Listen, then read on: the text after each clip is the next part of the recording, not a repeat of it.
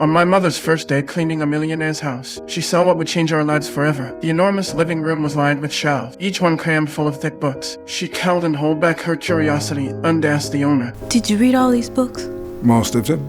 That moment, I could see my mother was shaken. She realized that knowledge could truly change a destiny. That night when we got home, my mother turned off the television. She sat us down and created a study plan for me and my brother. She told us we had to read 2 books every week, and by the weekend we had to write reports about what we read. Use that time to develop your God-given gifts. Wouldn't be long before folks was watching you on TV. She said. Her words pierced my heart. From that moment on, I studied late into the night. But no matter how hard I tried, I was still at the very bottom of the class. When the teacher asked me how many answers I got right on the test, I whispered none. The whole classroom burst out laughing. I lowered my head in shame. Every day after school, I avoided my classmates, so I wouldn't have to meet their eyes. But the teasing never stopped. One day I snapped, I fought back, and I was sent to the principal's office. When the principal asked for an explanation, I said it was an accident, but no one believed me. He handed my report card to my mother. It was full of nothing but yeses. He warned her that if things didn't change soon, the school would have no choice but to expel me. On the way home, guilt weighed heavy on me. I promised my mother I would never fight again.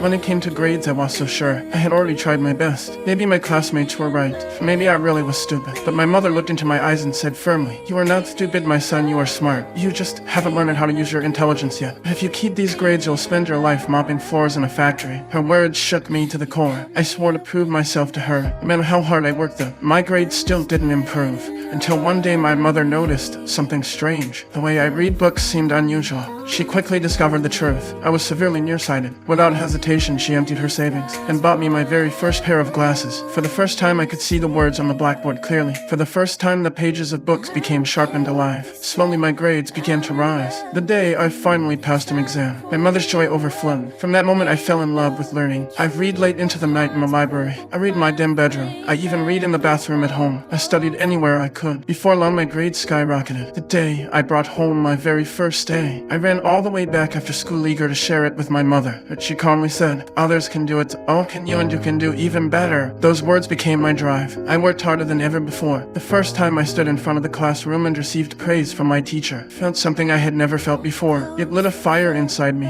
As time went by, my thirst for knowledge grew stronger. I became fascinated by everything, even a simple pebble on the ground. My curiosity drove me to read every book I could find about it. One day in science class, the teacher held up a black rock and asked if anyone knew what it was. The room fell silent until I raised my hand. "It's obsidian," I said, and then I explained in detail how it was formed. Even the teacher learned something new from me that day. From then on, my classmates began to see me differently. After class, my teacher showed me a microscope and invited me to look through it. That moment opened a door to a whole new world. My desire to explore the unknown grew even stronger. For years later, the boy who once sat at the bottom of the class proudly stood at the very top of his grade. My mother watched me walk across the stage to receive my award, her heart filled with pride. With years of determination, I earned a place at Yale University with a full scholarship. There I even met a brilliant young woman who became my girlfriend. We dreamed of the future together, but obstacles still stood in my way. My chemistry grades were terrible. I have failed many times. If I didn't pass this time, my dream of becoming a doctor would be over. As I struggled, my girlfriend asked me, "What are you best at?" "Reading," I answered. "Then do what you're best at," she said. "Read as much as you can." I took her advice to heart. Day and night I filled in every gap in my knowledge. When the exam finally came, the pages were full of complex chemical formulas. But I was ready. The answers flowed as if my pen had a life of its own. When the results came back, my name was on top. My hard work had paid off. Upon graduation, I was recommended for an interview at Johns Hopkins Hospital, a place known as the holy ground of medicine, but also where countless dreams had been shattered. Every year, only 2 neurosurgeons were chosen. That year, 125 applicants were competing for those spots. The most important question was, what makes you think you can become a brain surgeon? I answered calmly.